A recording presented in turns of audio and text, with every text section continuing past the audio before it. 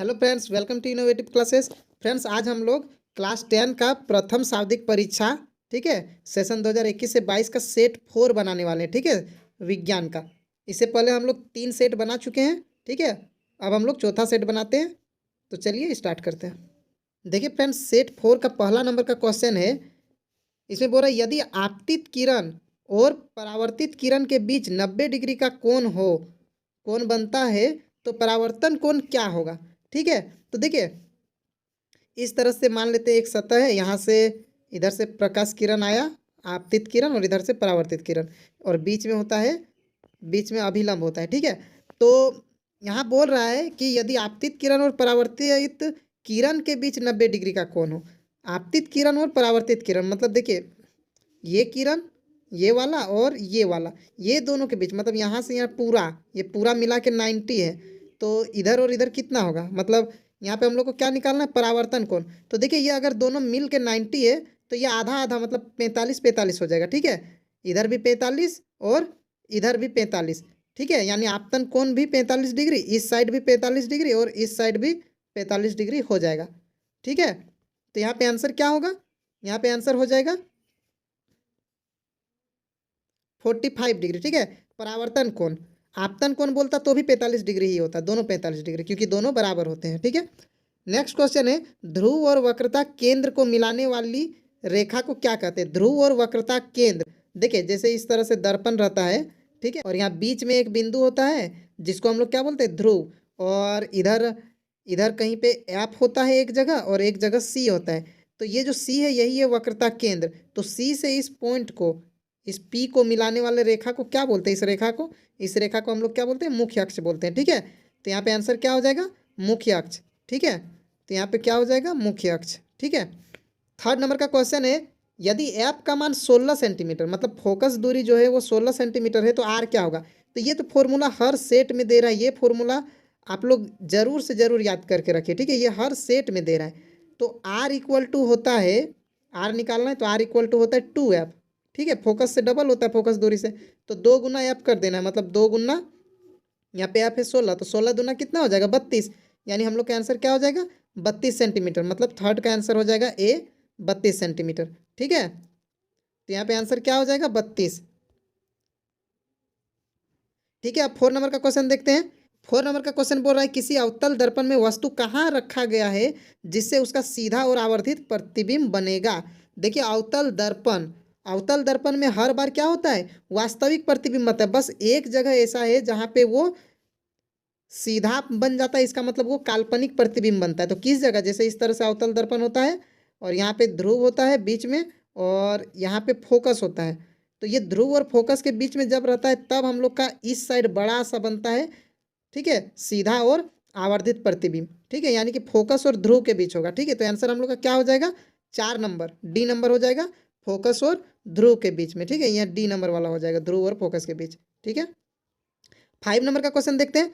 इसमें बोल रहा है कि उत्तल दर्पण का प्रयोग निम्न में किस वस्तु में किया जाता है, उत्तल दर्पण का।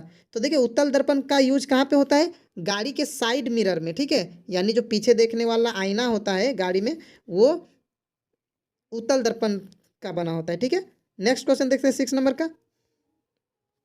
6 नंबर का क्वेश्चन है, जल में सिक्का डालने पर वह अपनी वास्तविक स्थिति से ऊपर उठा दिखाई देता है, यह प्रकाश के किस घटना को दर्शाता है। देखिए सिक्का जब डालते हैं ना तो थोड़ा सा उठा दिखेगा जब पानी में डालते हैं, या फिर कोई गोताखोर जो पानी में घुसता है तो उसका शरीर कुछ मोटा या फिर टेढ़ा दिखाई देता है। तो ये सब किसके कारण होता है, तो ये होता है प्रकाश के अपवर्तन के कारण, ठीक है। तो यहाँ पे बी नंबर टिक हो जाएगा, ठीक है। 7 नंबर का क्वेश्चन देखिए, लेंस के किस बिंदु पर प्रकाश की किरणें अपने मुख्य पथ से विचलित नहीं होती। देखिए कोई लेंस में किस जगह से प्रकाश की किरणें जाती हैं तो वो उसका रास्ता नहीं बदलता है। जैसे देखिए इस तरह से लेंस होता है और यहाँ बीच बीच में यहाँ पे होता है प्रकाशिक केंद्र ओ होता है। इस तरह से कोई वस्तु रहता है, यहाँ से एक लाइट आके इधर से मुड़ता है, और जो दूसरा वाला लाइट जाता है यहाँ से प्रकाशिक केंद्र से जो जाता है ये नहीं मुड़ता है, ठीक है। मतलब जो ये प्रकाशिक केंद्र है, ये वाला बिंदु, इस जगह का बिंदु, ये बिंदु से अगर कोई लाइट जा रहा है तो वो रास्ता नहीं बदलता है, वो सीधा चला जाता है, ठीक है। तो यहाँ पे आंसर क्या हो जाएगा हम लोग का, यहाँ पे आंसर होगा प्रकाशिक केंद्र, ठीक है। अब 8 नंबर का क्वेश्चन देखते हैं। 8 नंबर का क्वेश्चन में बोल रहा है उत्तल लेंस को अभिसारी लेंस क्यों कहते हैं। तो देखिए एक आता है अभिसारी, एक होता है अपसारी। तो अभिसारी लेंस वैसा लेंस को कहते हैं ना जो लाइट को एक जगह मिला दे। जैसे देखिए इस तरह से होता है, अनंत से जब लाइट आता है तो ये दोनों मिल जाता है इस तरह से, तो दोनों लाइट को मिला दिया। और यही वाला अगर अवतल लेंस रहता है इस तरह से, तो ये क्या होता है, इस तरह से लाइट आ रहा है तो इसको ऊपर कर देता है, और इधर से आने वाला जो प्रकाश है इसको ऐसे कर दे, मतलब ये दोनों फैला दिया लाइट को।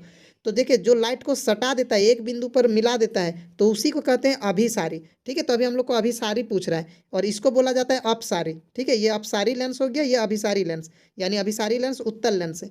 ठीक है, तो उत्तल लेंस को अभिसारी लेंस क्यों कहते हैं? तो देखिए यह प्रकाश की किरणों को एक जगह एकत्रित करता है। हाँ, यही आंसर होगा, एक जगह एकत्रित करता है। ठीक है, नेक्स्ट क्वेश्चन 9 नंबर का देखते हैं। 9 नंबर का क्वेश्चन है, नेत्र में जाने वाली प्रकाश की मात्रा को नियंत्रित कौन करता है? देखिए आंख में जो लाइट घुसता है तो उसको, जब लाइट ज़्यादा घुसता है तो वो बंद हो जाता है, लाइट जब कम रहता है तो वो ज़्यादा खुल जाता है। तो ये कौन करता है? तो ये पुतली है। ठीक है, पुतली के कारण ऐसा होता है। 10 नंबर में क्या है, सामान्य नेत्र का निकट बिंदु, मतलब निकट बिंदु क्या है स्पष्ट दृष्टि की, वो 25 सेंटीमीटर। ठीक है, 11 नंबर का क्वेश्चन है, मानव नेत्र में प्रतिबिंब की प्रकृति क्या होती है? तो मानव नेत्र में, देखिए मानव नेत्र में ये वाला लेंस है, तो ये लेंस हमेशा उल्टा और वास्तविक प्रतिबिंब बनाता है। ठीक है, तो यहाँ पे क्या हो जाएगा, उल्टा और वास्तविक, ये वाला डी नंबर का टिक होगा। ठीक है, अब नेक्स्ट क्वेश्चन देखते हैं। 12 नंबर का क्वेश्चन है, जरा दूरदृष्टिता होने का क्या कारण है? तो देखिए जरा दूरदृष्टिता होने का कारण क्या होगा, नेत्र गोलक का बड़ा होना ये नहीं होगा, नेत्र गोलक का छोटा होना भी नहीं होगा, नेत्र की फोकस दूरी का बढ़ जाना ये भी नहीं होगा, समंजन क्षमता का घट जाना। ठीक है, ये क्या होगा, डी नंबर, समंजन क्षमता का घट जाना होगा। ठीक है, 13 नंबर का क्वेश्चन है, अभिनेत्र लेंस की क्षमता जिसके कारण वह अपनी फोकस दूरी को समायोजित कर लेता है क्या कहलाता है? देखिए आंख का एक क्षमता है जिसके कारण वस्तु कहीं भी हो, हर बार प्रतिबिंब जो है वो रेटिना यानी दृष्टि पटल पर ही बनता है। तो इसका कारण क्या है, ऐसा कैसे हो सकता है? वो फोकस दूरी को चेंज कर लेता है। तो आंख का एक क्षमता है, उस क्षमता को क्या कहा जाता है? इस क्षमता को कहा जाता है समंजन क्षमता। ठीक है, अब नेक्स्ट क्वेश्चन देखते हैं। अब 14 नंबर का क्वेश्चन है फ्रेंड्स, इसमें बोल रहा है कि कौन सी रासायनिक अभिक्रिया संतुलित है, संतुलित चेक करना है। तो देखिए पहला नंबर में आयरन 1 है, यहाँ आयरन 3 है, यानी पहला वाला नहीं है। बी नंबर में 3 आयरन है, यहाँ पे 3 आयरन। ठीक है, लेकिन ऑक्सीजन यहाँ पे देखिए 4 है, लेकिन यहाँ ऑक्सीजन 4 नहीं है, यानी ये भी नहीं होगा। थर्ड नंबर में 3 आयरन, यहाँ 3 आयरन। ठीक है, ऑक्सीजन 4, ऑक्सीजन 4। ठीक है, हाइड्रोजन 4 दूनी 8, हाइड्रोजन 4 दूनी 8, मतलब ये वाला सी नंबर वाला सही है आंसर। ठीक है, सी नंबर वाला सही है आंसर। ठीक है, ठीक है, अब नेक्स्ट वाला देखते हैं। 15 नंबर में पूछ रहा है, किस पदार्थ का उपचयन तथा अपचयन हो रहा है? तो देखिए उपचयन मतलब ऑक्सीजन जुड़ना, अपचयन मतलब ऑक्सीजन हटना। तो किस में ऑक्सीजन जुड़ रहा है? तो देखिए यहाँ हाइड्रोजन पहले अकेले था, अभी हाइड्रोजन में ऑक्सीजन आ गया, यानी हाइड्रोजन का उपचयन हो रहा है।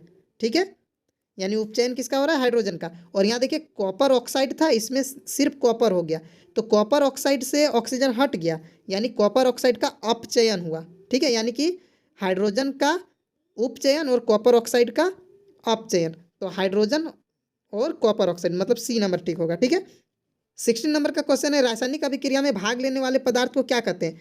देखिए रासायनिक अभिक्रिया में भाग लेने वाले पदार्थ, जैसे ऊपर वाला से समझते हैं। देखिए यहाँ पे देखिए 15 नंबर का में जो अभिक्रिया में भाग ले रहे हैं, जैसे यहाँ बीच में तीर जो दिया हुआ रहता है, तीर से पहले, इस तीर से पहले जो है ये अभिक्रिया में भाग ले रहे हैं, और ये तीर के बाद जो है ये अभिक्रिया के बाद बनने वाले पदार्थ हैं। तो अभिक्रिया में जो भाग लेते हैं, जैसे यहाँ पे कॉपर ऑक्साइड और हाइड्रोजन ये दोनों भाग ले रहे हैं, तो ये दोनों अभिकारक या अभिकर्मक है। और जो अभिक्रिया के बाद ये दोनों बने हैं, ये दोनों क्या है? ये दोनों हैं उत्पाद। ठीक है, अभिक्रिया में भाग लेने वाले अभिकारक, अभिक्रिया के बाद बनने वाले उत्पाद। ठीक है, तो यहाँ पे पूछ रहा है अभिक्रिया में भाग लेने वाले पदार्थ को क्या कहते हैं? तो इसको कहते हैं अभिकारक कहते हैं। ठीक है, ठीक है, हम नेक्स्ट क्वेश्चन देखते हैं। 17 नंबर में है, किसी रासायनिक अभिक्रिया में उत्पाद का कुल द्रव्यमान अभिकारक के द्रव्यमान के होता है। तो यहाँ क्या होगा? बराबर होगा। ठीक है, द्रव्यमान संरक्षण का नियम एक होता है, उसमें क्या होता है? अभिक्रिया से पहले और अभिक्रिया के बाद दोनों का जो होता है अभिकारक और उत्पाद का द्रव्यमान सेम आता है। ठीक है, इसीलिए हम लोग संतुलित करते हैं अभिक्रिया को। ठीक है, अब 80 नंबर का क्वेश्चन देखते हैं। CH4 प्लस O2 और फिर इधर हो गया CO2 प्लस H2O प्लस ऊर्जा, यह किस प्रकार की अभिक्रिया है? तो देखिए ऊष्माक्षेपी, ऊष्माशोषी, विस्थापन, वियोजन। तो देखिए यहाँ पे ऊर्जा दिया हुआ है, ऊर्जा जब भी निकलता है तो उसको हम लोग कौन सा अभिक्रिया बोलते हैं? ऊष्माक्षेपी अभिक्रिया कहते हैं। ठीक है, नेक्स्ट क्वेश्चन देखते हैं। 19 नंबर का है, 19 नंबर में है A+ अम्ल, लवण, कार्बन डाइऑक्साइड और जल तो देखिए ए की जगह क्या रहेगा कि अम्ल से अभिक्रिया करके लवण बनाएगा, कार्बन डाइऑक्साइड बनाएगा और जल बनाएगा। तो देखिए यहाँ पे क्या रहेगा, यहाँ कार्बोनेट, धातु का कार्बोनेट, तो सी नंबर आंसर होगा। ठीक है, 20 नंबर का क्वेश्चन है, निम्नलिखित में से किस पदार्थ में नीला पत्र यानी नीला लिटमस पत्र डालने पर वह लाल नहीं होगा। तो देखिए नीला लिटमस को लाल कौन करता है, अम्ल करता है, लेकिन यहाँ बोल रहा है लाल नहीं होगा, तो किस में लाल नहीं होगा। तो देखिए ये क्षार है, ठीक है, और ये सब अम्ल है, ये सब नीला लिटमस को लाल करेगा, सिर्फ ये नहीं करेगा, तो ये वाला हम लोग का आंसर सही होगा। ठीक है, नेक्स्ट क्वेश्चन है 21 नंबर का क्वेश्चन है, दिए गए किस लवण में क्रिस्टलीकरण का जल मौजूद है। तो ये हम पहले भी बता चुके हैं पहले का वीडियो सब में कि जब यहाँ पे H2O लिखा हुआ रहता है लास्ट में, वही क्रिस्टलीकरण का जल है। ठीक है, तो यहाँ पे सी नंबर वाला ठीक होगा। ठीक है, 22 नंबर का क्वेश्चन है, जल की अस्थायी कठोरता दूर करने में किस लवण का प्रयोग किया जाता है। ठीक है, तो इसमें क्या होता है, वॉशिंग सोडा का उपयोग होता है। तो वॉशिंग सोडा का फॉर्मूला होता है सोडियम कार्बोनेट 10H2O होता है। ठीक है, तो यहाँ पे सिर्फ सोडियम कार्बोनेट दिया तो यही होगा। ठीक है,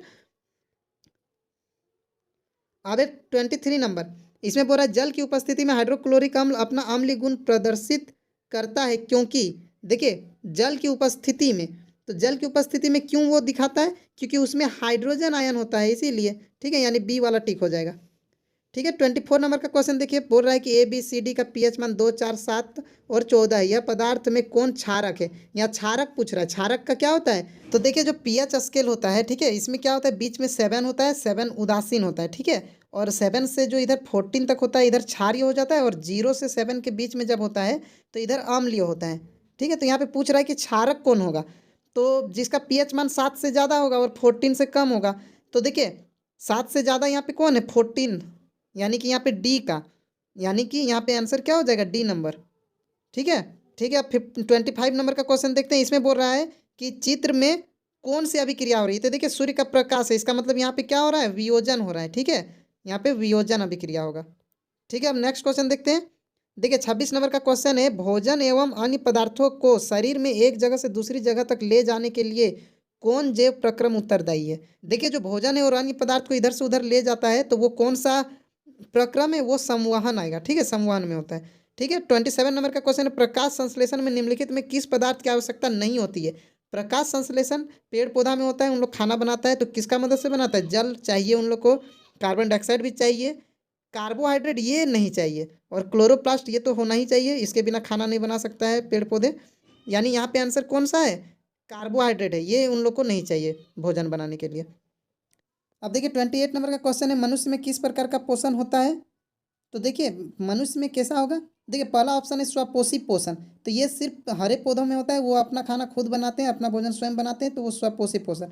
मृत जीवी में क्या होता है, मरे हुए जीवों से या मरे हुए या कोई मरा हुआ अवशेष है उसमें से अपना पोषण जो प्राप्त करते हैं, वैसा पोषण में मृत जीवी होता है। परजीवी में क्या होता है, किसी जीवित जीव के ऊपर में ही रह के उसी से पोषण प्राप्त करना। ठीक है, तो ये तीनों में से हम लोग में कुछ नहीं होता है। मनुष्य में ये होता है ये प्राणी संभोजी पोषण, इसमें क्या होता है, पूरा भोजन का अंतर्ग्रहण होता है, उसका पाचन होता है, ठीक है, निष्कासन होता है, ये सारे प्रोसेस यानी पाचन तंत्र बोल सकते हैं जिसमें हो, वो उसमें ये वाला होगा। ठीक है, अब 29 नंबर का क्वेश्चन है, वसा के पाचन के लिए कौन सा एंजाइम उत्तरदायी है। तो देखिए वसा का पाचन कौन करता है, लाइपेज करता है। ठीक है, ठीक है, अब 30 नंबर का क्वेश्चन देखते हैं। देखिए 30 नंबर का क्वेश्चन में, श्वसन प्रक्रिया में ग्लूकोज का पायरुवेट में टूटना कहाँ होता है। तो देखिए ग्लूकोज से पायरुवेट में कहाँ पे टूटता है, वो टूटता है कोशिका द्रव के अंदर। ठीक है, और जो पायरुवेट में टूट जाता है वो फिर जाके माइटोकॉन्ड्रिया के अंदर टूटता है। ठीक है, तो पहले कोशिका द्रव में पायरुवेट बन जाता है, और पायरुवेट फिर जाके एनर्जी देता है माइटोकॉन्ड्रिया के अंदर। ठीक है, अब नेक्स्ट क्वेश्चन है 31 नंबर में, पौधों में पत्तियों द्वारा बने हुए भोजन का संवहन देखिए किसके द्वारा होता है, भोजन का संवहन, भोजन को कौन ले जाता है, तो भोजन को ले जाने वाला कौन है, तो वो फ्लोएम है। ठीक है, फ्लोएम।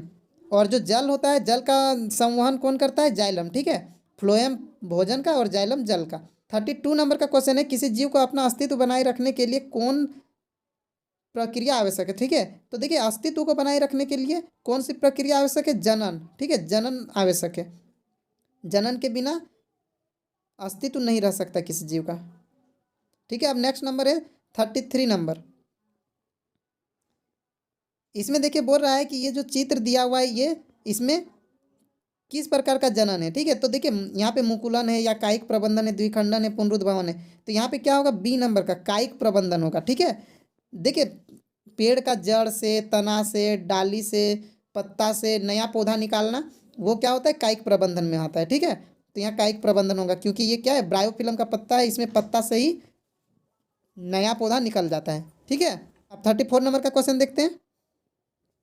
34 नंबर का क्वेश्चन में बोल रहा है बीज में भ्रूण होता है जो उपयुक्त परिस्थिति में नवोद्भिद में विकसित हो जाता है, इस प्रक्रम को क्या कहते हैं। तो देखिए दाना में जो बीज के अंदर जो भ्रूण होता है वो जब बढ़ता है तो उसको हम लोग क्या बोलते हैं, अंकुरन बोलते हैं। ठीक है, अंकुर निकलता है दाना सब में जब हम लोग भिंगा के रख देते हैं।